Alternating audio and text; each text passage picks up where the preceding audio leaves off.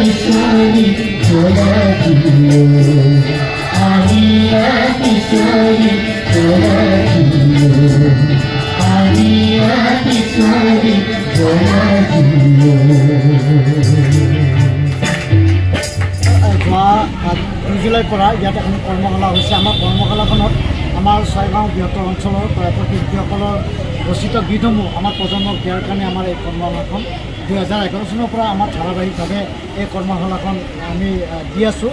আৰু আমাৰ এই কৰ্মশালাত আমাৰ প্ৰয়াত শিল্পীসকলক অসমৰ ভিতৰত আন এটা ব্যতিক্ৰমী অনুষ্ঠান হিচাপে আমি দিব বিচাৰিছোঁ শিল্পী সোঁৱৰণি দিৱস।